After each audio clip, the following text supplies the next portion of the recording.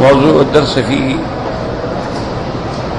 فضل ليلة المباركة أي ليلة القدر، سورة الدخان، تفسير ابن كثير. الحمد لله رب العالمين، والصلاة والسلام على أشرف الأنبياء وسيد المرسلين سيدنا محمد وعلى آله وأصحابه أجمعين. اللهم صل على سيدنا محمد وعلى آل سيدنا محمد كما صليت على إبراهيم وعلى آل إبراهيم في العالمين إنك حميد مجيد. أعوذ بالله من الشيطان الرجيم. بسم الله الرحمن الرحيم. حاميم والكتاب المبين. إنا أنزلناه في ليلة مباركة إنا كنا منذرين فيها يفرق كل أمر حكيم أمرا من عندنا إنا كنا مرسلين رحمة من ربك إنه هو السميع العليم. رب السماوات والأرض وما بينهما إن كنتم موقنين. لا إله إلا هو يحيي ويميت. ربكم ورب آبائكم الأولين.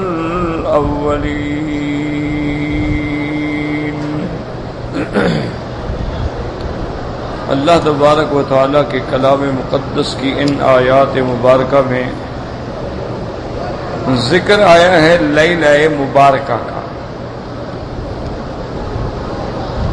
تو اس میں جو راجح قول مبارک ہے وہ یہ ہے کہ لیلہ مبارکہ سے مراد لیلۃ القدر. بہت ضعیف روایات میں آتا ہے کہ 15 شعبان کی رات ہے، لیکن اس کی تائید نہیں ہوتی احادیث سے. 15 شعبان کی رات میں بعض روایات ذکر کی گئی ہیں، لیکن وہ بالکل صحیح نہیں، اور بعض روایات بالکل ضعیف ہیں. اور بعض علماء اللہ کے عباد صالحین اولیاء اللہ کے اقوال ہیں کہ 15 شعبان کی رات بھی ایک مبارک رات ہے، اور اس رات میں اللہ تبارک و تعالی تمام اگلے سال تک اسی رات تک کے جو فیصلے ہیں وہ فرما دیتے ہیں. کس کس کی موت ہے، کس کی زندگی ہے، رزق کیا ہے، اولاد کیا ہے، شقی ہے، سعید ہے. تو بعض علماء نے اس کو ذکر فرمایا،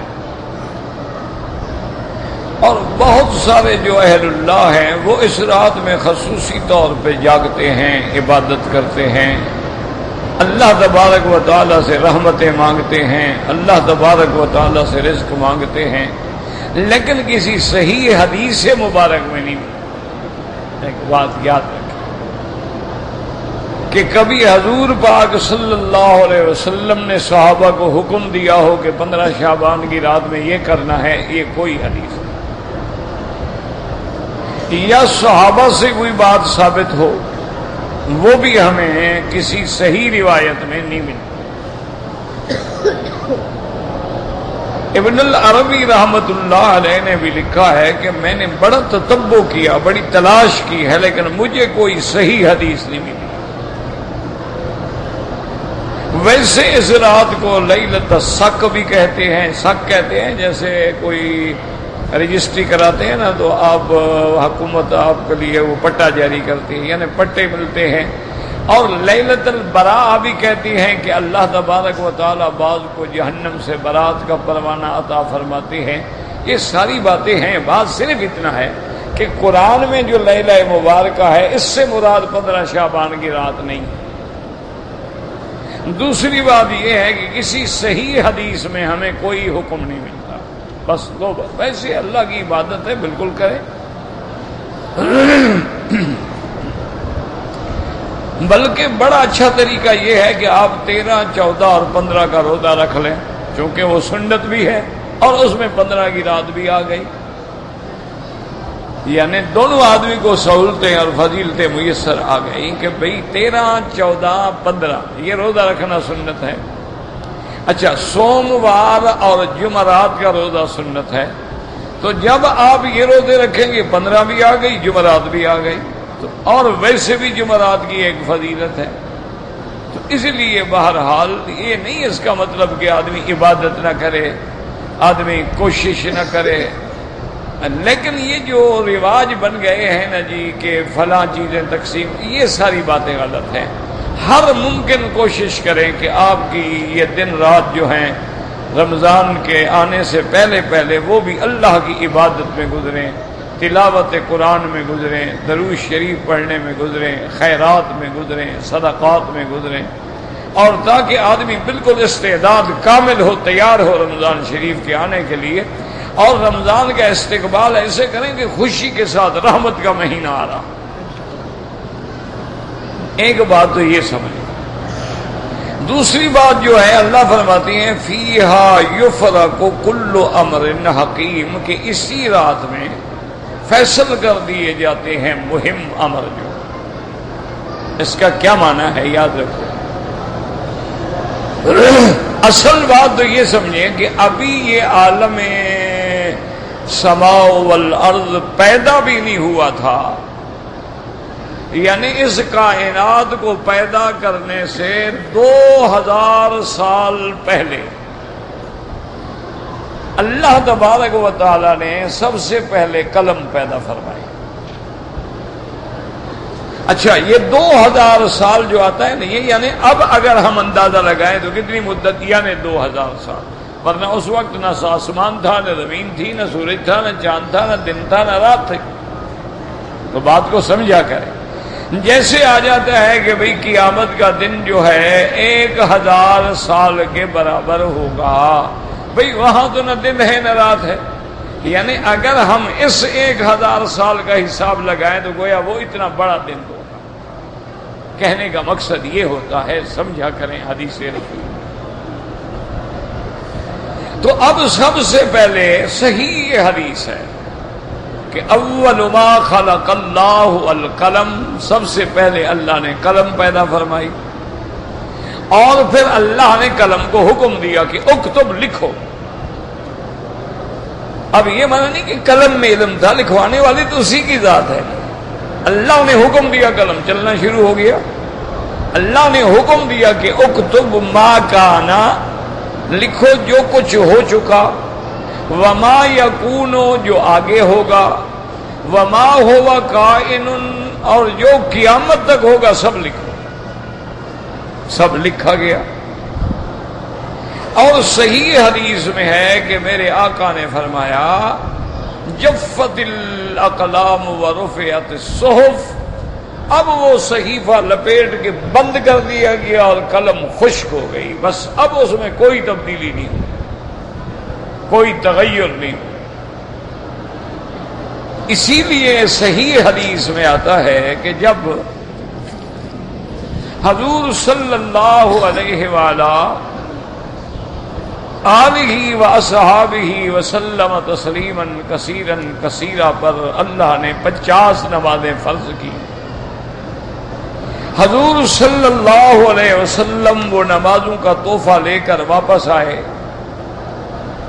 تو حضرت سیدنا موسیٰ علیہ السلام سے ملاقات ہوئی. تو موسیٰ علیہ السلام نے عرض کیا کہ حضور آپ کی امت پہ کیا فرض ہوا؟ تو آپ نے فرمایا 50 صلاتن، 50 نمازیں. تو موسیٰ علیہ السلام نے عرض کیا کہ حضور ارجع الی ربک فسلہ التخفیف، آپ اپنے رب کے پاس واپس جائیں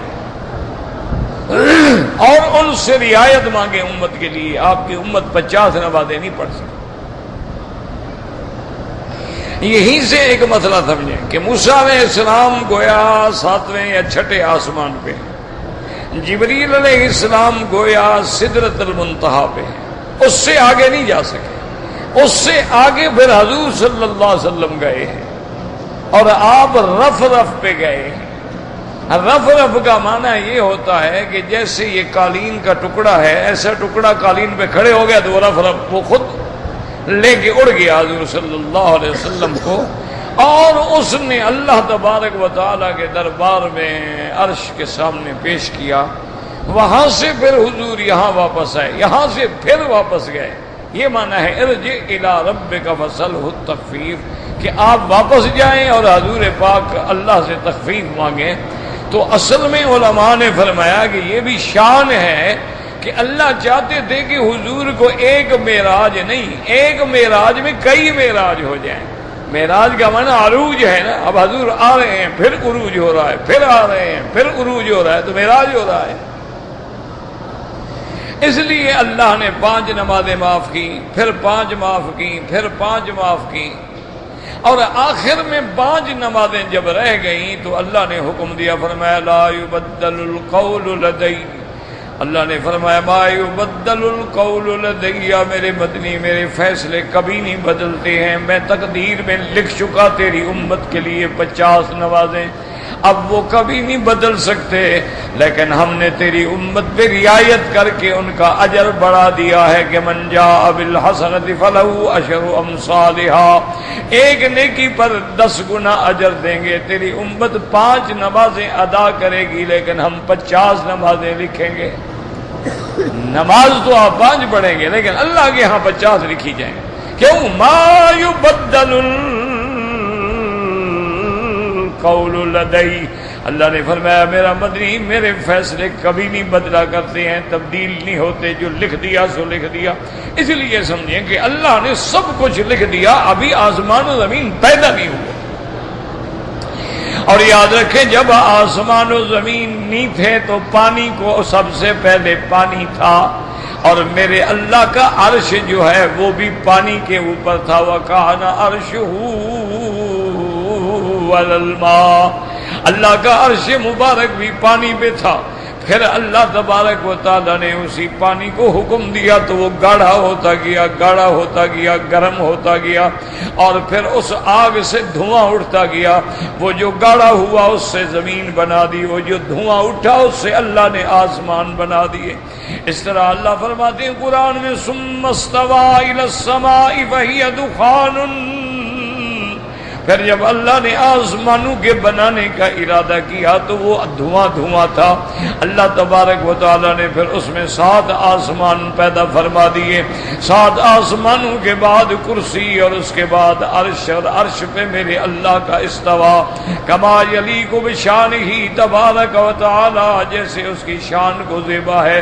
اب یاد رکھیں کہ جب سب فیصلہ ہو گیا پھر اس رات میں فیصلے ہونے کا کیا مطلب ہے؟ اصل بات ساری میں نے اس لیے کی کہ آپ کو بات سمجھ آئے کہ بھئی جب دنیا پیدا ہی نہیں ہوئی تھی اللہ فیصلہ کر چکے تھے، پھر اس رات میں فیصلے کا کیا مطلب ہے؟ تو اس کا علماء نے 2 جواب دیے ہیں، یاد رکھو۔ فرماتی ہیں یمحو اللہ ما یشاء ویثبت وعندہ کتاب، اللہ کے ہاں جو ام الکتاب میں سب لکھا ہوا ہے، لیکن اللہ چاہتے ہیں تو بعض چیزوں کے مٹانے کا حکم دے دیتے ہیں اور بعض چیزوں کے ثابت رکھنے کا حکم دے دیتے ہیں کہ میں نے جو حکم نمبر 5 لکھا ہے ختم کر دو، لیکن حکم نمبر 6 کو باقی رکھا جائے۔ تو یہ معنی ہے تبدیلی کا کہ بعض احکام اللہ پاک ختم فرما دیتے ہیں اور بعض احکامات کو جاری رکھا جاتا ہے۔ تو اس کا معنی یہ ہے کہ اسی رات میں جن کو ختم کر دیا گیا وہ بھی بتا دیے جاتے ہیں، اور جن کو باقی رکھا جاتا ہے وہ بھی اللہ اپنے فرشتوں کو بتا دیتے ہیں۔ بعض علماء نے یہ جواب دی، اور بعض فرماتے ہیں کہ فیہا یفرق کل امر حکیم امرا من عندنا انا کنا مرسلین۔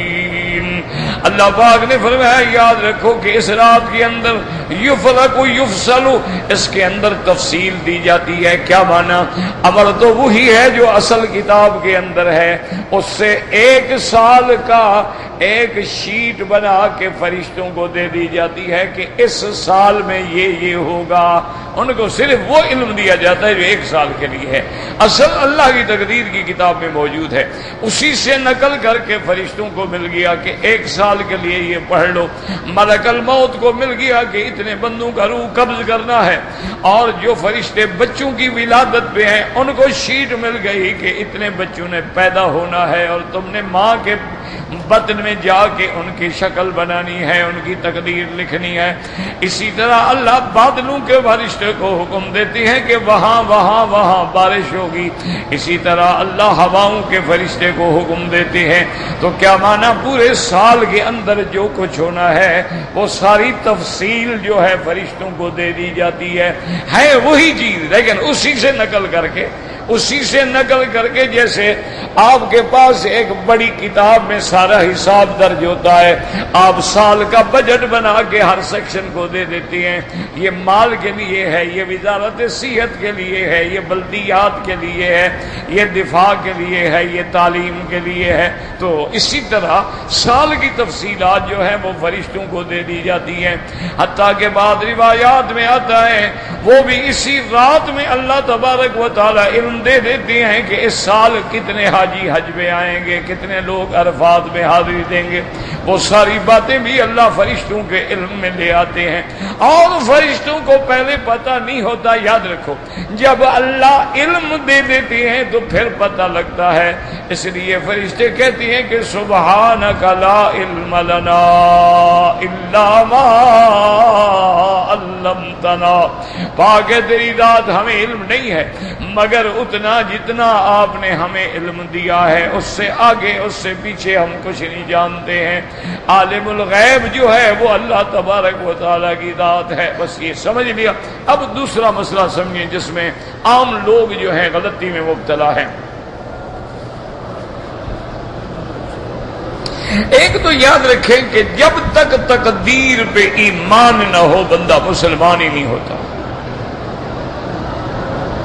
اور اسی طرح یہ بھی ایمان ہو کہ نؤمن بالقدر خیرہ وشرہ من اللہ تعالی والبعث بعد الموت، کہ یا اللہ ہمارا ایمان ہے خیر بھی تیری طرف سے ہے، شر بھی تیری طرف سے ہے، اور مرنے کے بعد بھی اٹھنا ہے۔ اللہ خیر کے پیدا کرنے والا بھی ہے، شر کے پیدا کرنے والا بھی ہے، انبیاء کو پیدا کرنے والا بھی خدا ہے، اور ابلیس لعین کو پیدا کرنے والا بھی خدا ہے۔ یاد رکھو یہ ہمارا ایمان ہے۔ نہیں بعض کافر لوگ ہیں نا وہ کہتے ہیں کہ نہیں 2 خدا ہے،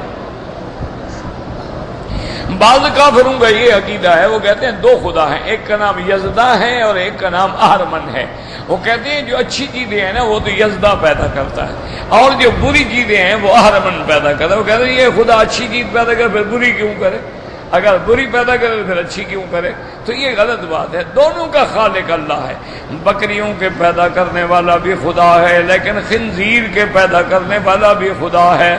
اسی طرح حلال جانوروں کے پیدا کرنے والا بھی خدا ہے، حرام جانوروں کے پیدا کرنے والا بھی خدا ہے، لیکن اس نے بتا دیا ہے کہ یہ حلال ہے، یہ حرام ہے، یہ جائز ہے، یہ ناجائز ہے، یہ حق ہے، یہ باطل ہے، یہ صدق ہے، یہ کذب ہے، یہ نور ہے، یہ اندھیرا ہے، یہ سیدھا راستہ ہے، یہ ٹیڑھا راستہ ہے۔ ورنہ ہر چیز کا خالق، ہر چیز کے بنانے والا اللہ تبارک و تعالی ہے۔ اب ادب کا تقاضا یہ ہے، یاد رکھو کہ جب ہم اللہ کی صفت ذکر کریں گے یا اللہ سے مانگیں گے، ہم کہیں گے یا خالق السماوات والارض، یا رازق العباد، یا رحمان الدنیا والآخرہ، آسمانوں کے زمینوں کے پیدا کرنے والا، انبیاء کا پیدا کرنے والا، محمد مصطفیٰ کا پیدا کرنے والا۔ ہم یہ نہیں کہیں گے کہ یا خالق ابلیس، ابلیس کو پیدا کرنے والا، شیطان کو پیدا کرنے والا۔ کیوں؟ یہ چیزیں نسبت کرنا بے ادبی ہے، ورنہ پیدا تو اللہ نے کیا ہے، اور ہر چیز میں حکمت ہے۔ یاد رکھو کہ خیر شر آپ کے ہمارے لیے ہے، لیکن اس کے اندر بھی حکمتیں ہیں۔ دیکھیں نا کہ بعض بندہ کبھی باتوں سے نہیں سمجھتا تو پھر باپ تھپڑ مارتا ہے، تو تھپڑ مارنا بھی تو حکمت ہے، کبھی ترغیب ہے کبھی ترہیب ہے۔ بعض لوگ جو ہیں ترغیب سے سمجھتے ہیں، بعض لوگ ترہیب سے سمجھتے ہیں۔ تو اس لیے یاد رکھیں کہ ہر چیز کا خالق، ہر چیز کا لکھنے والا، تقدیر کے فیصلے کرنے والی اللہ کی ذات ہے اور فیصلے ہو چکے ہیں۔ بس اب جو میں نے عرض کرنا ہے اس پہ غور کریں۔ بعض بندے اس گمان میں آ جاتے ہیں، وہ جی تقدیر میں لکھا تھا، بس میں نے چوری کرنی تھی، تقدیر میں لکھا ہوا جو تھا میں کیسے نہ کرتا۔ اللہ کا لکھا تو جی ٹل نہیں سکتا نا۔ او جی تقدیر میں لکھا تھا مجھ سے قتل ہو گیا، اور جی اللہ نے لکھا تھا، بھائی اللہ نے لکھا تھا، لکھا بھی خود، سزا بھی خود دے گا، اچھی بات ہے۔ یعنی ہم سے پہلے قتل کرواتا ہے پھر ہمیں سزا دیتا ہے، اچھا انصاف ہے بھائی۔ پہلے ہم سے ڈاکہ مرواتا ہے کہ میں نے لکھا ہے پہلے ڈاکہ مارو، پھر کیا اچھا معاف کر دیں گے، یہ کیا بات ہے؟ یہ جہالت ہے۔ یاد رکھو کہ اللہ نے ہر بندے کو پیدا کیا ہے، اس کو اختیار دیا ہے کہ یہ چیز کرنا جائز ہے، یہ ناجائز ہے۔ وہ جانتا تھا کہ تم کیا کرو گے، اس لیے اس نے لکھا ہے، یہ نہیں کہ آپ کو جبر کیا ہے۔ وہ جانتا تھا کہ یہ بندہ بتاریخ فلاں بوقت فلاں فلاں مقام پہ جا کے قتل کرے گا، چونکہ کرنا آپ نے ہے، اسی پر آپ کو سزا ملے گی۔ اللہ چونکہ جانتے تھے لکھ دیا تقدیر میں، اس لیے فرشتے جب دیکھتے ہیں نا کہ اس بندے نے قتل کیا، ادھر سے او اللہ نے بھی جو کہا سبحان اللہ، مولا تیری شان ہے کہ اس بندے کی پیدائش سے ہزاروں سال پہلے تو نے لکھ دیا۔ لیکن یاد رکھو کرتے ہم خود ہیں، اللہ نے ہمیں اختیار دیا ہے کہ مسجد جانا چاہو تو ادھر ہے، میں خانہ جانا چاہو تو ادھر ہے، جاتے ہم خود ہیں، قدم ہم خود اٹھاتے ہیں۔ اگر وہ ہاں باقی ان قدم اٹھانے کی ہمیں پیدا کرنے والی اسی کی ذات ہے، تو اس لیے کہہ دیا جاتا ہے کہ بھی وہی ہوگا جو اللہ چاہتا ہے۔ لیکن یہ معنی نہیں کہ اللہ نعوذ باللہ ہمیں گناہ پر جبر کرتے ہیں، یا اللہ کافر جو کفر کریں ان کو کفر کرنے پہ جبر کیا کہ تم نے تو ہر حال میں کافر بننا ہے نا۔ اللہ نے فرمایا ان تشکروہ یرضہ لکم، اگر تم شکر کرو گے ایمان لاؤ گے تو اللہ راضی ہوتا ہے، اور اگر تم کفر کرو گے تو اللہ کفر سے کبھی راضی نہیں ہوتا ہے۔ اگر تم اللہ کے انبیاء کی اطاعت کرو گے تو اللہ راضی ہوتا ہے، اگر انبیاء کی نافرمانی کرو گے تو اللہ ناراض ہوتا ہے۔ لکھنے کا معنی سمجھ لو، کیا معنی کرنا ہم نے ہے، وہ جانتا تھا ہم نے کیا کرنا ہے اس لیے لکھ دیا ہے۔ اس معنی یہ نہیں ہے کہ وہ ہمیں جبر کر۔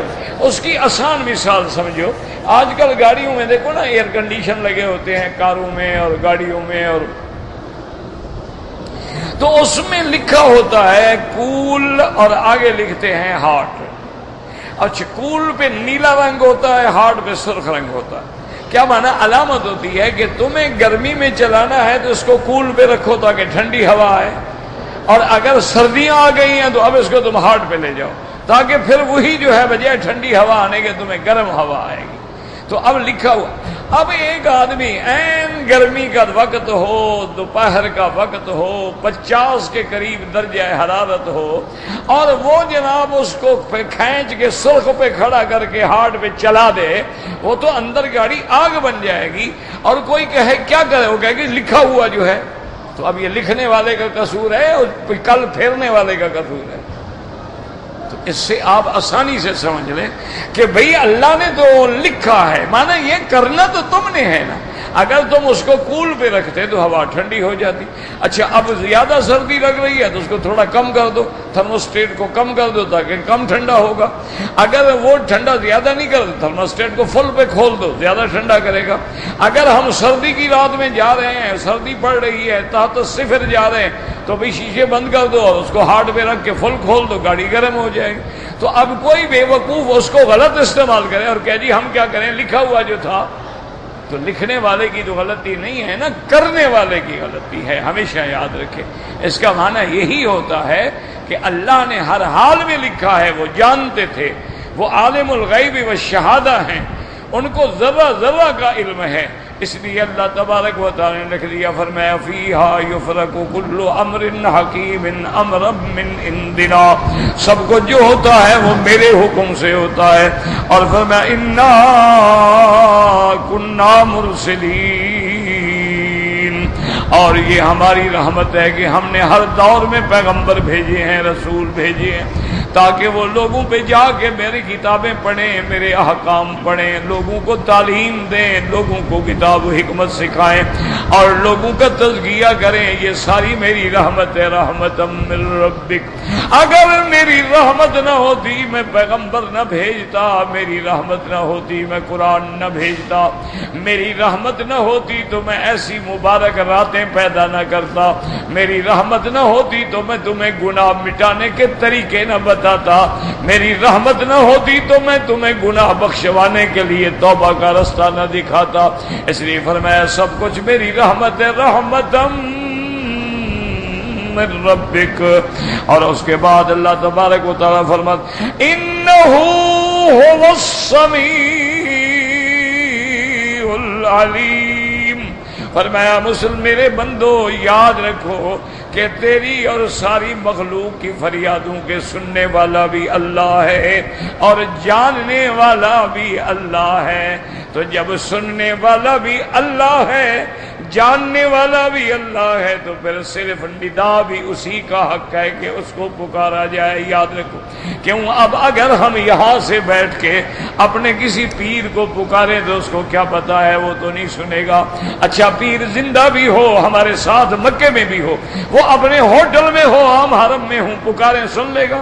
تو جب زندہ نہیں سنتا تو قبروں میں جانے کے بعد کیسے فریادیں سننے کے لیے وہ تیار ہو گیا ہے؟ تو اس لیے لیکن یہ وہ ذات ہے۔ اچھا اگر ہمارا پیر عربی ہے وہ اردو نہیں جانتا، اگر ہمارا پیر اردو سپیکیں گے تو سندھی نہیں جانتا، سندھی سپیکیں گے تو پنجابی نہیں جانتا، پنجابی سپیکیں گے تو سریکی نہیں جانتا، سریکی سپیکیں گے تو پشتون زبان نہیں جانتا، پشتون ہے تو ازبک زبان نہیں جانتا، ازبک ہے تو تاجک زبان نہیں جانتا۔ ہر پیر اپنے ملک کی، اپنے علاقے کی بولی بولتا ہے۔ تو اگر انگریزی والا روتا رہے، وہ سمجھتا ہی نہیں، تو پیر کیا فائدہ پہنچائے گا؟ اس لیے فرمایا بے وقوفو کسی کو نہ پکارو، یہ میری شان ہے، سننے والا بھی میں ہوں اور ہر بولی کے جاننے والا بھی میں ہوں، اور یہ بھی میں جانتا ہوں کہ تم خلوص سے پکار رہے ہو یا منافقت سے پکار رہے ہو یا ریا سے پکار رہے ہو یا مار پڑی ہے، ڈنڈے لگے ہیں تو مجھے پکار رہے ہو۔ کیوں اللہ فرماتا ہے میرا بندہ ایسا نہ شکرا ہے، اذا انعمنا علی الانسان اعرض ونأى بجانبہ، جب ہم اس کو نعمتیں دیتے ہیں، رحمتیں دیتے ہیں، صحت دیتے ہیں، اولاد دیتے ہیں، طاقت دیتے ہیں، قوت دیتے ہیں، منہ پھیر کے چل دیتے ہیں، اور جب ہم پکڑتے ہیں پھر بڑا ناشکر ہے، پھر بیٹھا رو رہا ہے۔ اللہ پاک فرماتے ہیں کہ جب اس پہ پکڑا جاتی ہے فذو دعاء عریض، پھر بڑی چوڑی چوڑی دعائیں کرتا ہے، یا اللہ بس معافی دے دے، بس اب جناب معاف کر دینا، اب اٹھنے کے بعد بالکل پکا مسلمان بن جاؤں گا۔ اور جب ہم صحت دے دیتے ہیں پھر نماز بھی بھول گیا، خدا بھی بھول گیا، رسول بھی بھول گیا، سارے طریقے بھول جاتا ہے۔ اس لیے اللہ نے فرمایا کہ سننے والا، جاننے والا، ایک ایک راز کے جاننے والا، یہ صفت صرف اللہ کی ہے۔ انہ هو السمیع العلیم رب السماوات والارض وما بینہما ان کنتم موقنین۔ اللہ نے فرمایا میرے بندے وہ رب ہے آسمانوں کا، یہ نہیں کہ زمین والوں کی سنتا ہے، نہیں، آسمانوں کا بھی وہی رب ہے، زمینوں کا بھی وہی رب ہے، آسمانوں اور زمینوں کے درمیان میں جو ہے اس کا بھی وہی رب ہے، وہی خالق ہے، وہی متصرف الامر ہے۔ ان کنتم موقنین، اگر ہو تم یقین کرنے والے، تو جب مالک وہ ہے، خالق وہ ہے، آسمانوں زمینوں کے بنانے والا وہ ہے، تو ندا کا حقدار بھی اسی کی ذات ہے کہ صرف اسی کو پکارا جائے۔ اس لیے یہ سارے دلائل دینے کے بعد پھر وہی توحید آ گئی، لا الہ الا هو یحیی و یمیت۔ فرمایا کوئی معبود برحق نہیں مگر اللہ، جلاتا بھی وہی ہے، مارتا بھی وہی ہے، اللہ کے سوا نہ کوئی جلا سکتا ہے نہ کوئی مار سکتا ہے۔ اب آپ دیکھ لیں دنیا کے سارے بندے، سارے پیر اکٹھے کر لیں، سارے بزرگ اکٹھے کر لیں، اگر ان کا اپنا بچہ مر جائے دوبارہ زندہ کر سکتے؟ کھڑے ہیں جنازہ پڑھ رہے ہیں، اس کے بعد جو بھی جاتے کہتے ہیں بھی اللہ کی مرضی، انا للہ و انا، تو اللہ نے فرمایا یہ تو اپنے بیٹے کو بھی زندہ نہیں کر سکتے۔ اللہ نے فرمایا بیٹا زندہ کرنا تو بڑی بات ہے، یہ تو مکھی بھی نہیں بنا سکتے، ایک مچھر بھی نہیں بنا سکتے، یہ تو اتنے کمزور ہیں کہ ساری مخلوق کٹھی کر لو کہو ایک مچھر بنائے۔ اللہ اکبر۔ فرمایا اور جن کو تم نے دیوی دیوتا بنا رکھا ہے ان کے اوپر تم عطر لگاتے ہو، ان کے عرق گلاب چھڑکتے ہو، ان کو دھوتے ہو، غسل دیتے ہو، اگر مکھی اڑتی ہوئی آ کے تیرے بھگوان پہ بیٹھ جائے، بھگوان میں طاقت نہیں کہ مکھی کو اڑا لے۔ فرمایا وہ تو مکھی کو نہیں اڑا سکتا، تیری مشکلیں کیا حل کرے گا؟ نہیں، یہ جو ہندو پوجا کرتے دیکھا ہے نا آپ نے، دیوی دیوتا مندر، وہ بڑے بڑے مجسمے، ان کے گلے میں پھول ڈالتے ہیں اور جناب ان کے اوپر جا کے عرق چھڑکتے ہیں اور اس کے اوپر خوشبوئیں لگاتے ہیں اور دھونیاں دیتے ہیں، کبھی لوبان جل رہا ہے، کبھی اگربتیاں جل رہی ہیں، یہ سارا کچھ ہو رہا ہے، لیکن اگر ان پہ کوئی مکھی آگے بیٹھ جائے تو وہ بھگوان یا دیوتا اس کو اڑا سکتا ہے؟ کیا خیال ہے آپ؟ نہیں، حرم شریف میں بات تو سیدھی کرو نا، چلو نہ ماننا بعد میں، نہیں وہ ان کو طاقت ہے اڑا لیں، اچھا ان کو تو طاقت نہیں ہے، تمہارے جو پیر ہیں اگر ان کی قبر پہ مکھی بیٹھ جائے یہ اڑا لیتے، یہ بھی نہیں اڑا سکتے، تو تم خام خواہ بچے مانگنے جاتے ہیں ان کے پاس کو نیچے سٹور لگا ہوا ہے۔ نہیں کوئی عقل کی بات کرو نا، اگر سمجھاؤ نا ہمیں، یہ روز پڑھتے ہو جی، آج اتنے شہباز کلندر کی زیارت پہ جا رہے تھے، گاڑی کا ایکسیڈنٹ ہوا، اتنے بندے مر گئے، تو پیر نے ان کو بھی نہیں بچایا، یار ابھی مجھے مل کے جا رہے ہیں، یہ تو نہ مرے کم از کم۔ انا للہ و انا الیہ۔ یاد رکھو کوئی دنیا کی طاقت ان پیروں کو کس نے پیدا کیا؟ اولیاء اللہ برحق ہیں، یاد رکھو، ان کی قبروں پہ جانا جائز ہے، لیکن قبر پہ جا کے قبر والے کے لیے دعا مانگے کہ یا اللہ یہ تیرا ولی، تیرا صالح، تیرا مقبول بندہ تھا، فوت ہو گیا ہے، آج قبر کے اندر سو رہا ہے، اس کی قبروں کو رحمت سے بھر دے، اس کی قبروں کو منور کر دے، ان کے درجات بلند فرما دے۔ اللہ فرماتا ہے میرے بندے تو ایک حقیر بندہ ہو کر میرے بندے کے لیے دعا کر رہا ہے، چلو تیرے گناہ میں معاف کر دیتا ہوں۔ یہ معنی ہوتا ہے، یہ نہیں ہوتا کہ پیر سے کہو کہ پیر مجھے بیٹا دو، پیر کے پاس سٹاک ہے، وہ تو کئی پیر مر گئے جن کا اپنا بیٹا نہیں ہے، وہ اپنے لیے بیٹا نہیں پیدا کر سکے، تیرے لیے کہاں سے بیٹا لے آئیں گے؟ پیرا مجھے صحت دے، کئی پیر خود بیمار بیچارے ریڈیوں پہ اور ویل چیئر پہ زندگی گزار کے مر گئے، وہ اپنی صحت نہیں کر سکے، تجھے کہاں سے صحت دے دیں گے؟ یہ سب دینے والی اسی کی ذات ہے۔ اس لیے حضرت ابراہیم علیہ السلام نے فرمایا تھا ہوا یطعمنی و یسقین، مجھے کھلاتا بھی وہی ہے، مجھے پلاتا بھی وہی ہے، اور فرمایا جب بیمار ہوتا ہوں تو مجھے شفا بھی وہی دیتا ہے۔ والذی اطمع ان یغفر لی خطیئتی یوم الدین، اور فرمایا مجھے اسی پہ امید ہے کہ قیامت والے دن اللہ میری غلطیوں کو بھی معاف فرما دیں گے، مجھے رحمت میں ڈھانک لیں گے۔ اسی لیے قرآن کہتا ہے ظالمو تم کیا سمجھتے ہو انہو ہوا اضحک و ابکا، ہنساتا بھی وہی ہے، رلاتا بھی وہی ہے۔ اللہ تبارک و تعالی جو چاہے کسی کو دے دے۔ بعض علماء نے فرمایا اضحک اہل الجنت الجنت و ابکا اہل النار النار، جنت والوں کو جنت میں بھیج کے ہنساتا ہے اور جہنم والوں کو جہنم میں بھیج کے رلاتا ہے۔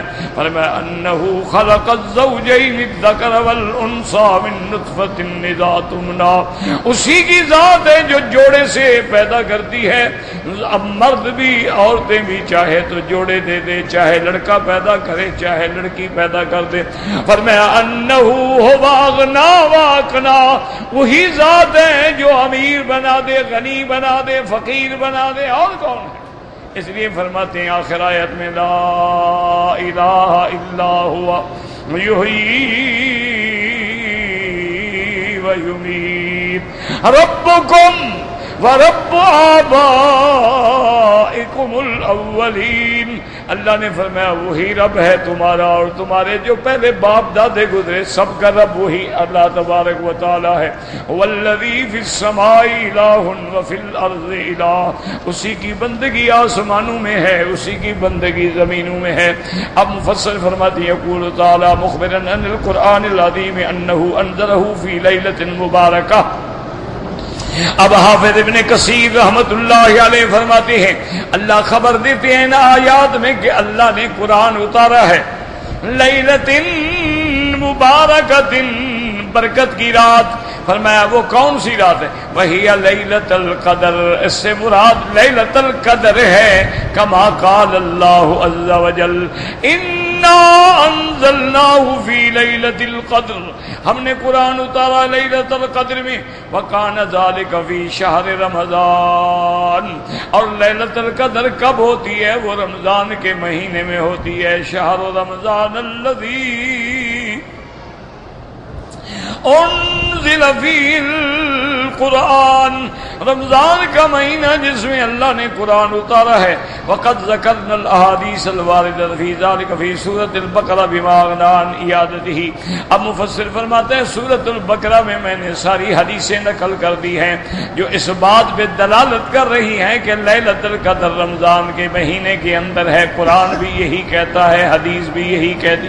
ومن قال انھا لیلۃ النصف من شعبان کما روی عن اکرمۃ وقد ابعد النجعہ، اور بعض لوگ جو کہتے ہیں کہ لیلۃ مبارکۃ مراد جو ہے 15 شعبان کی رات ہے، مفسر کہتا ہے اس نے بہت دور اپنی سواری اتاری ہے، مقصد یہ قول بالکل کمزور ہے۔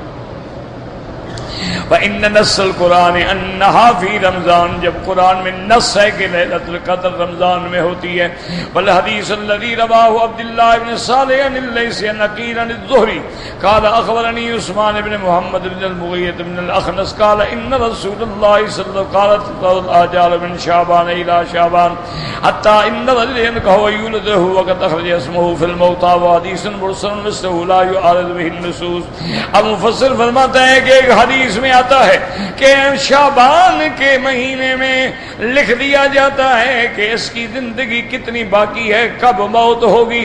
کہتے ہیں کہ ان الرجل لینکح، آدمی شادی کرتا ہے، اولاد ہوتی ہے، حالانکہ اس کا نام جو ہے وہ موتا کی لسٹ میں آ چکا ہے، لیکن مفسر کہتا ہے یہ حدیث مرسل ہے اور یہ قرآن کا مقابلہ نہیں کر سکتی، لہذا اصل لیلۃ المبارکہ جو ہے وہ لیلۃ القدر ہے۔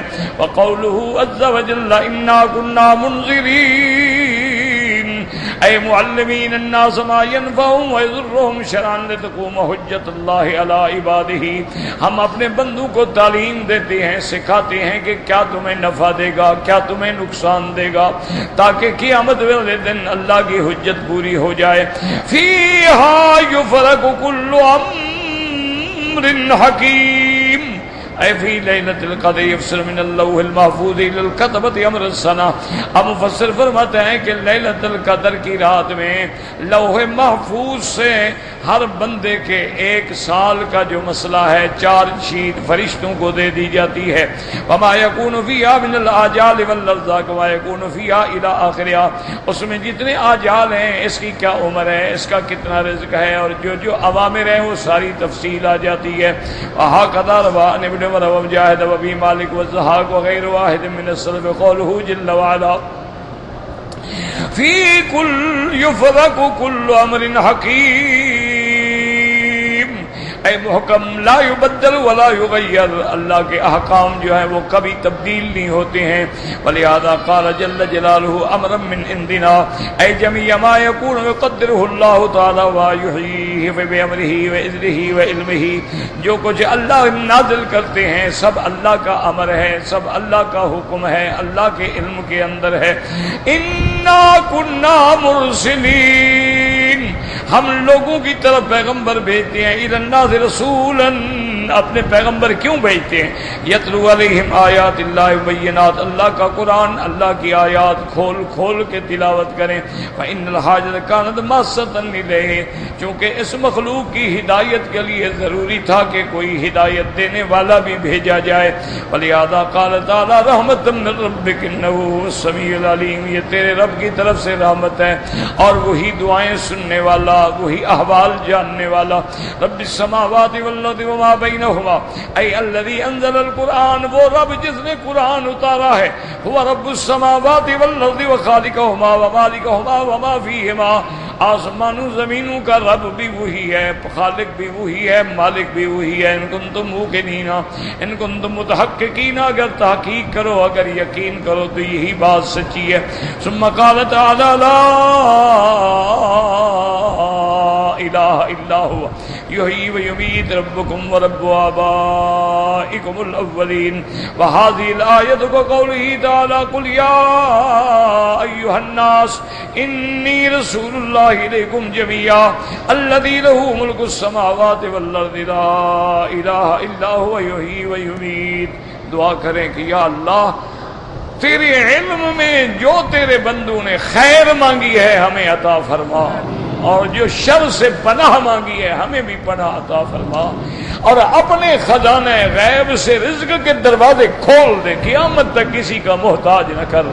یا من خزائن رزقہ فی قول کن امن فإن الخیر عندک اجمع، مالی سوا کرعی لبابک حیلۃ ولئن رددت فأی باب اقرع، مالی سوا فقری الیک وسیلۃ وبالافتقار الیک فقری ادفع، حاشا لجودک ان تکنت عاصیا الفضل اجزل والمواہب اوسع۔ اللہم انا نسألک من الخیر کلہ عاجلہ وآجلہ ما علمنا منہ وما لم نعلم، اللہم انا نعوذ بک من الشر کلہ عاجلہ وآجلہ ما علمنا منہ وما لم نعلم، اللہم انا نسألک من الخیر ما سألک بہ محمد صلی اللہ علیہ وسلم وعبادک الصالحون، اللہم انا نعوذ بک من شر ما استعاذک منہ نبیک محمد صلی اللہ علیہ وسلم وعبادک الصالحون، انت المستعان انت المستعان انت المستعان وعلیک البلاغ لا حول ولا قوة الا باللہ العلی العظیم۔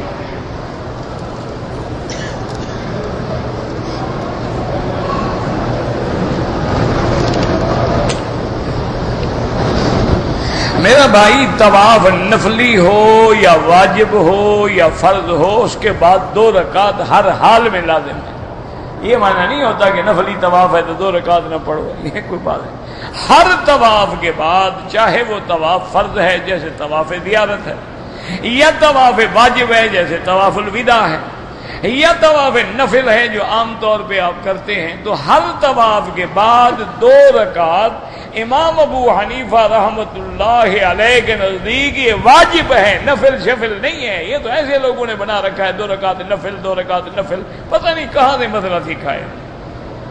بھئی طواف نفل ہے، لیکن جب شروع کر دیا واجب ہو گیا، نفل کہاں رہا؟ آپ 2 رکعت نفل پڑھ رہے ہیں، لیکن جب شروع کر دی اب واجب ہو گئے۔ یہ تو بس ایک زبان پہ چڑھ گیا، 2 رکعت نفل 2 رکعت نفل 2 رکعت، کہاں کی نفل آ گئی ہے؟ امام ابو حنیفہ رحمۃ اللہ علیہ کے نزدیک واجب ہے، باقی ائمہ کے نزدیک سنت ہے، نفل تو کسی کے نزدیک نہیں ہے۔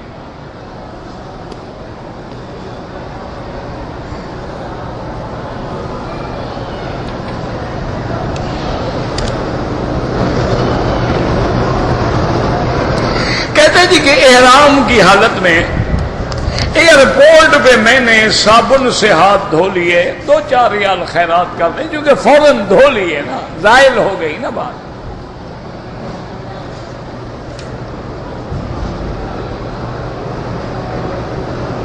کہتے جی کہ حاجی یا عمرے والے دم کا گوشت کسی غریب کو دے دیتے ہیں، وہ غریب جو ہے جا کے بیچ دیتے ہیں، یہ وہ جانے، ان کا کام جانے۔ اس نے تو غریب کو دے دیا ہے نا، اس کا کام تو ہو گیا۔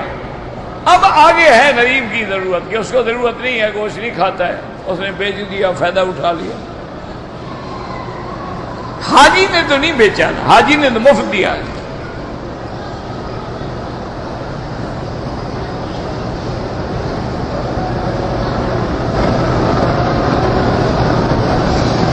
کہتے جی کہ احرام عمرے کا ایک آدمی نے عمرہ کیا، ابھی سر نہیں مڈایا تھا کہ اس نے بیوی کو چھیڑا۔ اب چھیڑنے سے پتہ نہیں کیا کیا مراد ہے آپ کی، بہرحال یہ گناہ ہے، استغفار کرو، کیونکہ شرط ہے کہ لا رفث ولا فسوق ولا جدال فی الحج۔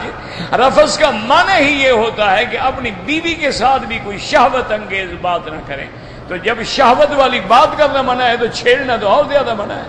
بہرحال توبہ کرو، استغفار کرو اور آئندہ احتیاط کرو۔ عمرے کو گزرنے میں کتنی دیر گزر جاتی، گھنٹہ 2 گھنٹے گزر جائیں گے، بعد میں تم چھیڑتے ہی رہو، ساری زندگی تو چھیڑنا ہے تم نے۔ یہ 2 گھنٹے صبر کر لو، خیر ہو جائے گی۔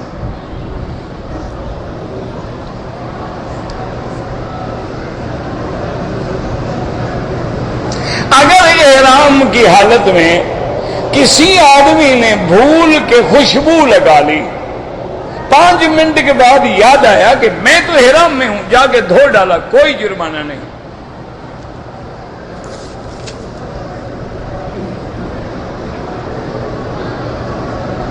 کہتے جی کہ اگر آدمی روزے کے ساتھ ہے، آنکھ میں سرما ڈالے، کان میں دوائی ڈالے یا ناک میں دوائی ڈالے، ساری بیماریاں اسی ایک آدمی کو ہو جائیں گی کٹھی، یا سارے بندوں کے مسئلہ پوچھنے کا تم نے ٹھیکہ لیا ہے؟ بہرحال سرما ڈالے کچھ نہیں ہوتا، دوائی ڈالے کچھ نہیں ہوتا۔ بہرحال علماء فرماتے ہیں کہ ناک میں نہ ڈالے کہ اندر جانے کا اندیشہ ہے۔ باقی آنکھ میں ڈالنے سے اندر نہیں جاتی، معدے میں نہیں جاتی ہے۔ ناک اور منہ سے چیز معدے میں جا سکتی ہے، تو کوئی چیز جب جوف معدہ میں جانے کا خطرہ ہو تو پھر روزہ ٹوٹ جاتا ہے۔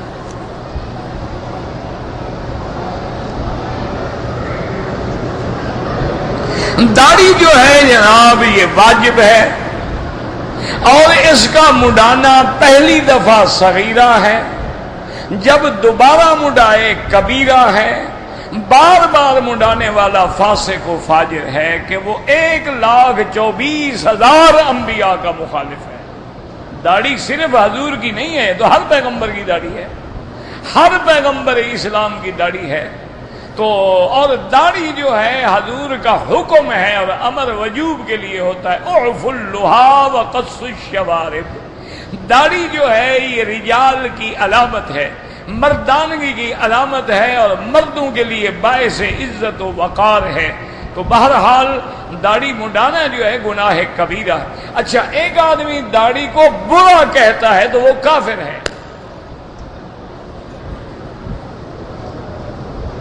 روزہ یا طہر پہ جائیں، جو داڑھی منڈا ہے اس کو جواب ملتا ہے اللہ عالم۔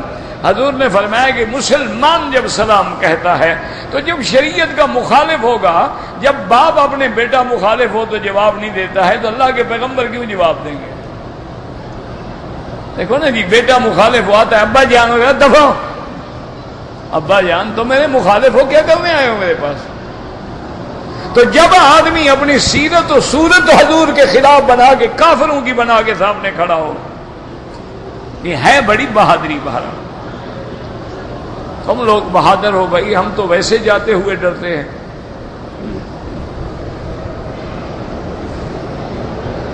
صلاۃ التسبیح احادیث ضعیفہ میں ہے، بڑا ثواب ہے، پڑھو پڑھو نہ پڑھو نہ پڑھو۔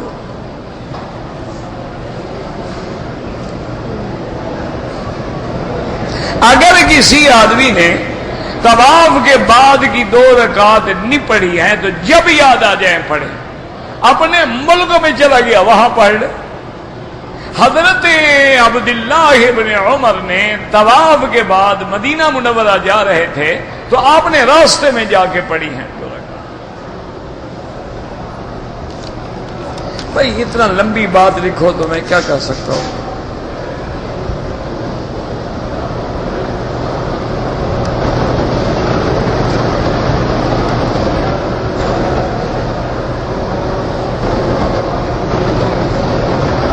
بہرحال یہ وصیت، یہ میراث کا مسئلہ ہے، اپنے علاقے کے کسی مفتی عالم سے جا کے باقاعدہ لکھو کہ فلاں مر گیا، یہ چھوڑ گیا، یہ کر گیا، وہ آپ کو فتویٰ بنا دیں گے۔ اتنی تفصیل کون پڑھے گا، کون جواب دے گا؟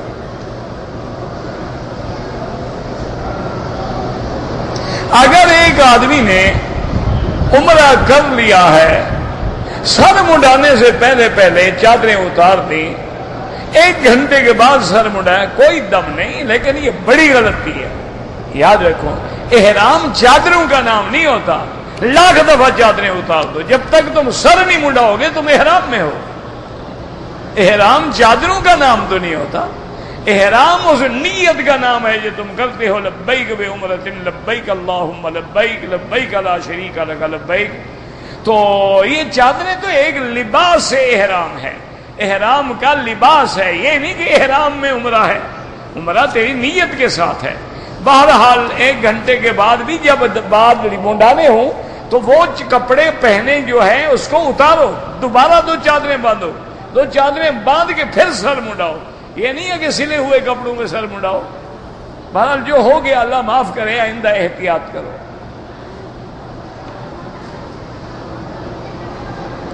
کہتے جی کہ گھر کا کرایہ جو ہے بہت زیادہ ہو گیا ہے، میں زکوٰۃ سے دے سکتا ہوں، کیا معنی زکوٰۃ کا؟ یہ کل بھی تم نے پوچھا ہے، عقل میں کوئی پردہ ڈھیلا تو نہیں ہو گیا؟ اللہ کے بندے زکوٰۃ تو تب دو گے نا، کرائے کے دینے کے بعد پیسے بچیں گے تو زکوٰۃ دو گے نا، زکوٰۃ سے کرایہ کیا دو گے؟ کوئی عقل کرو نا۔ میرا کرایہ ہے 10,000، خرچہ ہے 20,000، آمدنی ہے 30,000، خرچہ برابر ہو گیا، زکوٰۃ کس بات کی؟ زکوٰۃ تو تب ہے کہ کرایہ دے کر، گھر کا خرچہ دے کر، ضروریات بچ، اس کے بعد جو پیسہ بچے اور وہ بھی 52.5 تولے چاندی کے برابر ہو یا زیادہ ہو تو اب ہم 2.5% زکوٰۃ دیں گے۔ تو وہی او جی جو میں نے پیسے زکوٰۃ میں دینے تھے تو کرائے میں چل گئے، زکوٰۃ میں کیسے دینے تھے؟ وہ تو کرائے میں چلے گئے، زکوٰۃ واجب ہی نہیں ہوئی۔ ایسا دماغ میں اس کے الٹا بیٹھا ہوا ہے کہ یہ جو میں نے 1 لاکھ روپیہ زکوٰۃ میں دینا تھا نا، کرایہ زیادہ ہو گیا تو زکوٰۃ میں کرایہ کو، زکوٰۃ کرایہ میں کیا مطلب؟ تم نے کرایہ بھرنا ہے دے دیا، زکوٰۃ ہے ہی نہیں تم پر۔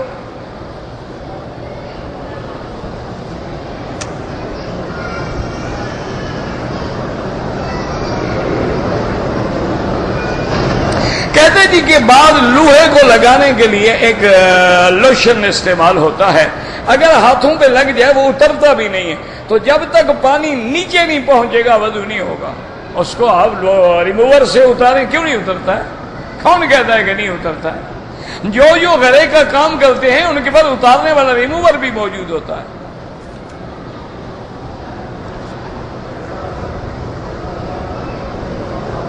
کہتے جی کہ ہم زکوٰۃ کے پیسوں سے اپنی بہن کو عمرے کے لیے یا حج کے لیے بھیج سکتے ہیں۔ میرا بھائی زکوٰۃ کا معنی ہے تم ان کو دے دو، ان کی مرضی، حج کریں نہ کریں، تم ٹھیکیدار ہو۔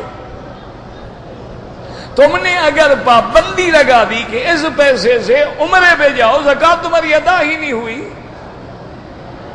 زکوٰۃ کا معنی یہ ہوتا ہے کہ ان کو مالک بنا دو، تملیک کا۔ اب وہ مالک ہے، ان کی مرضی ہے جہاں خرچ کریں، وہ نہ آئے عمرے پہ، تم نے ڈنڈے سے لے آنا ہے ان کو، یا زکوٰۃ کے پیسوں سے یہیں سے ٹکٹ بھیج دو، بالکل نہ جائے۔ ان کو پیسے دے دو گے جی یہ زکوٰۃ، بتانے کی بھی ضرورت نہیں۔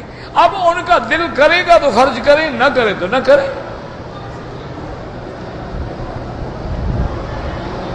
اصل میں یہ بندے بڑے تیز ہیں، اللہ میاں سے بزنس کرتے ہیں۔ اس کا معنی کیا ہے؟ بھی زکوٰۃ بھی ادا ہو جائے، بہن پہ تھوڑا بھی ہو جائے کہ تمہیں عمرہ کرایا تھا، اللہ میاں سے بھی ماشاءاللہ بلیک میلنگ کر رہا ہے۔ اللہ کے بندے کو لحاظ کرو کہ عقل کرو، خدا کے ساتھ بھی بزنس کرتے ہو۔ مسلمان جناب بڑی عجیب چیز ہے، یہ اگر بگڑنے پہ آ جائے نا پھر اس جیسا بگڑا ہوا دنیا میں کوئی نہیں۔ کہ کئی آتے ہیں عمرے پہ، بیوی کو بہن بنا لیں گے، بہن کو بیوی بنا لیں گے، نہ محرم کو بہن بنا لیں گے، کبھی زندگی میں نہیں ملے میری محرم ہے، کیسے تمہاری محرم ہو گئی؟ شرم کرو۔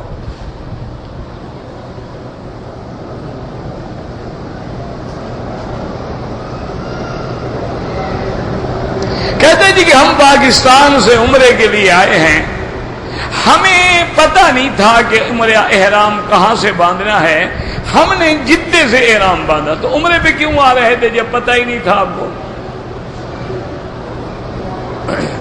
آپ کو یہ تو پتا تھا کہ پاسپورٹ تمہارا ہے، یہ بھی پتا تھا اسی جہاز میں بیٹھنا ہے، کسی دوسرے جہاز میں بیٹھ کے لندن تو نہیں چلے گئے آپ، یہ سارا پتا تھا، ایک پتا نہیں تھا تو احرام کہاں سے باندھنا ہے یہ پتا نہیں تھا۔ تمہارے علاقے کے مولوی سارے مر گئے تھے، کسی عالم سے جا کے مسئلہ پوچھ رہے تھے، تمہیں غرض ہی نہیں تھی، بس روٹین ہے، جا رہے ہیں میلے پہ جا رہے ہیں، دیکھ کے آ جائیں گے، جیسے لوگ جا رہے ہیں ہم بھی جا رہے ہیں، احرام نہیں بناؤ جی، چھوڑو یار، مولویوں نے احرام بنائے ہوئے ہیں، احرام کہاں؟ یہ تو تماشا ہے، ورنہ دیکھو نا، ایمان سے کہو، جو آدمی وہاں سے آتے ہیں کلین شیو ہیں، حضور کے گھر میں روضے پہ جا کے مکے میں آ کے کوئی شرم آ گیا ان کو؟ ٹھنڈے دل سے جو 3 پیس سوٹ پہن کے ٹائی لگا کے انگریزوں کی آتے ہیں، ان کو کوئی فرق پڑ گیا؟ تو پھر کیا فائدہ ہے آنے کا؟ ضرورت کیا ہے خام خواہ آگے اپنے گناہوں میں اضافہ کرتے ہو؟ یعنی ایک آدمی اپنے ملک میں بیٹھ کے شیو کراتا ہے، ایک خدا کے گھر میں آ کے شیو کراتا ہے، ایک آدمی محمد مدنی کے روضے پہ رہ کے شیو کراتا ہے، اور وہ جو سنت کے بعد تم گندی نالی میں ڈال رہے ہو، یہ مکے اور مدینے کی نالیاں قیامت میں تمہیں پکڑوائیں گی۔ یا اللہ، انہوں نے تیرے نبی کی توہین یہاں آ کے کی ہے، ادھر کہتے ہیں کملی والا، ادھر کہتے ہیں ہمارا سب کچھ حضور پہ قربان، جان بھی قربان، سب کچھ قربان، داڑھی نہیں رکھوں گا، بیوی ناراض ہوتی ہے۔ انا للہ و انا، یعنی آپ اندازہ کریں، میں ایسے نہیں کہہ رہا، مجھے میرے دوست ہے، میرا تعلق والا آدمی مجھے فون کیا، کہتے ہیں مکی صاحب میں نے داڑھی رکھ لی، آپ کی تقریریں سن کے اللہ نے ہدایت دے دی، میری بیوی نے میرے ساتھ بولنا ہی چھوڑ دیا، وہ کہتے جب تک داڑھی نہیں منڈاؤ گے میں تمہارے ساتھ نہیں بولوں۔ میں نے کہا ماشاءاللہ، شکر ہے وہ اب بیوی نہیں رہی تمہاری۔ داڑھی نہ رکھنا گناہ ہے، داڑھی پہ اعتراض کرنا کفر ہے، کیونکہ داڑھی تو سنت محمد مصطفیٰ ہے۔ اسی لیے وہ ایک ادیب تھے نا، داڑھی منڈا رہے تھے، تو ایک آدمی بڑا ان کی کتابیں پڑھ کے بہت متاثر تھا، پتہ نہیں غالب کی بات ہے کسی اور کی بات ہے، تو وہ آیا پتہ کرنے کے لیے، دیکھا وہ داڑھی منڈوا رہا ہے، وہ پٹھان آدمی تھا، تو اس نے کہا انا للہ و انا الیہ راجعون۔ انہوں نے کہا خدائی خوار، یہ تم کیا کر رہے ہو؟ ہم ادھر سے پیدل آیا تیری زیارت کے لیے اور تم داڑھی منڈواتا ہے؟ اس نے کہا ہاں، من ریش میں تراشم دل غیر را نمے تراشم، میں اپنی داڑھی منڈوا رہا ہوں، لوگوں کے دل پہ تو اس طرح نہیں چلا رہا ہوں۔ اور اس پٹھان نے کہا بدبخت دل را محمد میں تراشی، شرم کر، تو محمد مصطفیٰ کے دل کو دکھا رہا ہے۔ اس نے توبہ کر لی اور نہیں سے کہا یہی ہاتھ روک دو۔ تو ان کی میں نے بھی فوٹو دیکھا ہے، آدھی داڑھی بڑی تھی آدھی چھوٹی تھی۔ انہوں نے کہا بس اگر حضور ناراض ہوتے ہیں تو میں حضور کا امتی ہوں، بس ختم ہو گئی بات۔ ہم کہتے ہیں جناب حضور ناراض ہوتے ہیں ہو جائے، بیوی ناراض نہ ہو، ہم نے تو بیوی کے ساتھ گزارنا ہے نا۔ حضور کا معاملہ تو قیامت والے دن پتہ لگے جب فرشتے لے جائیں گے جہنم میں، اس دن عقل آئے گی۔ باقی تم رکھو نہ رکھو تمہاری مرضی۔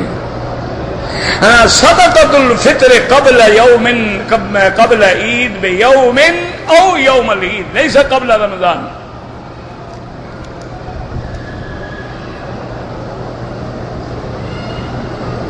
جب حضرت موسیٰ ابن مریم نے کہا کہ میں اللہ کا بندہ ہوں، تو قوم نے کیا جواب دینا تھا؟ اب قوم تہمت سے باز آ گئی، لیکن آگے پارٹیاں بن گئی۔ کسی نے کہا خدا کا بیٹا ہے، کسی نے کہا خود خدا ہے، اور کسی نے کہا 3 میں 1 ہے۔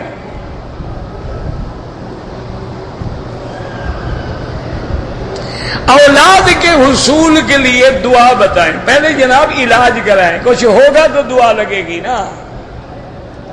اب میں کسی ہجڑے کو دعا لکھ دوں اولاد ہو جائے گی؟ کیا فائدہ ہوگا؟ پہلے جا کے میڈیکل چیک اپ کراؤ، تم بیمار ہو، بیوی بیمار ہے، علاج کراؤ، پھر دعا آگے پوچھو۔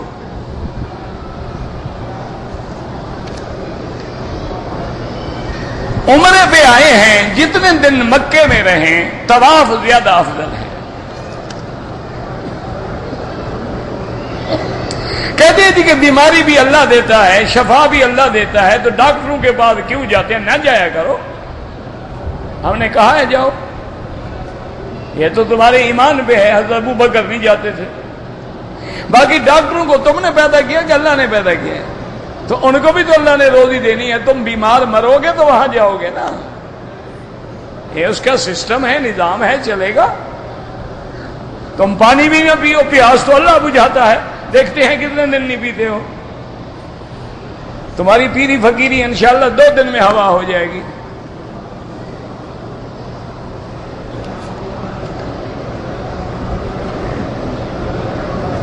بیٹا فوت ہو گیا، ابا فوت ہو گیا، بالکل عمرہ کریں ان کے لیے۔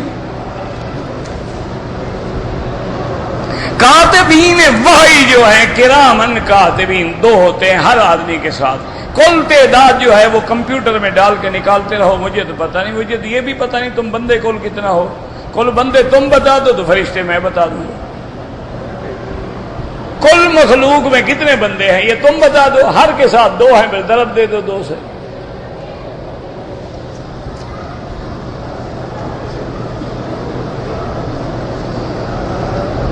علامہ اقبال اوپن یونیورسٹی کے پرچے میں سوال آیا ہے، تو پرچہ تم نے کرنا ہے، مولوی مکی نے کرنا ہے۔ بہرحال کرامن کاتبین کی آیت پڑھ لو، ساری تفسیر میں ساری بحث موجود ہے۔ ٹوپی پہن کے نماز پڑھنا جو ہے سنت محمد مصطفیٰ ہے، اور سنت مؤکدہ ہے کہ حضور نے کبھی سر ننگے نماز نہیں پڑھی، الا فی حالت الاحرام، صرف احرام میں حضور نے سر پہ کپڑا نہیں ڈالا۔ کوٹ پینٹ ٹائی سے نماز ہو جاتی ہے، لیکن تشابہ تو ہے نا، من تشبہ بقوم فہو منہم۔ حضور نے فرمایا جس قوم کی شکل بناؤ گے قیامت میں انہی کے ساتھ اٹھو گے۔ نماز کیوں نہیں؟ نماز تو ہو جائے گی۔ اگر ایک آدمی نے احرام اتار کے کپڑے پہن کے پھر سر منڈایا ہے، غلطی کی ہے اس نے، آئندہ ایسا نہ کرے۔ اللہ ہر مسلمان کے بیٹوں کو صالح بنائے۔ ربنا تقبل منا انک انت السمیع العلیم۔ یا الہ العالمین، بیماروں کو شفا عطا فرما۔ یا اللہ بے حیاؤں کو حیا عطا فرما۔